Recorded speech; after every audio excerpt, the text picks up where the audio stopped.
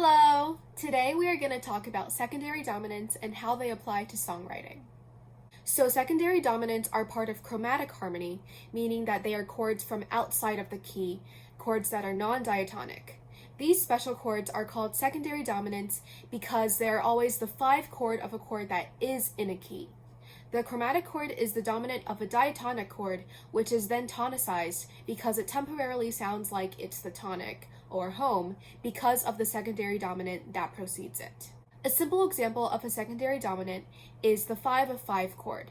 Secondary dominants are typically 7th chords to add more of a pull towards the diatonic chord, which would be the 5 chord in this case. In this example, in the key of C major, the 5 chord, or G major, is tonicized, and the 5-7 of 5 would be a D major dominant 7th chord, which isn't in the key of C major, so in Roman numerals, it is written as the 5-7 of 5. Because D major is the dominant of G major, that's how it resolves. And the G major 7, the 5-7 of C, resolves to C major, the tonic.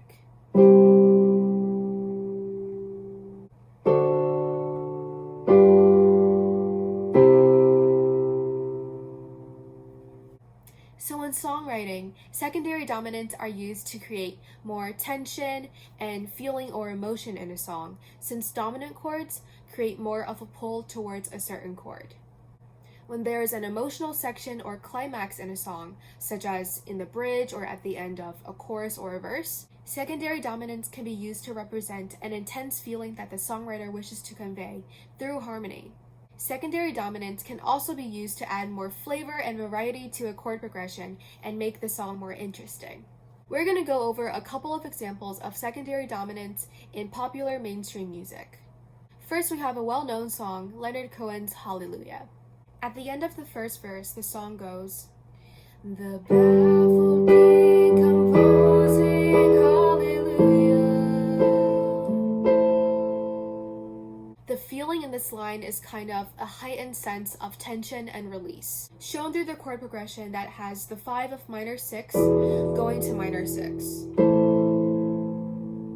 The 4 chord that precedes the 5 of minor 6 chord builds up this tension that is then released, but in a melancholic way, with its resolution to the minor 6 chord. This next example is a Christmas pop classic, All I Want for Christmas Is You by Mariah Carey.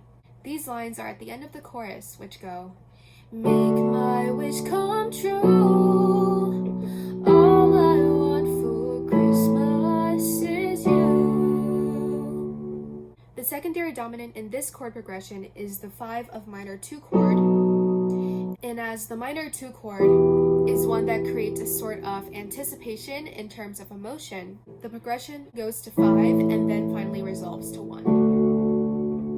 The 5-7 of minor 2 chord conveys the feelings of longing and of wanting to be with somebody that Mariah Carey sings about in this song.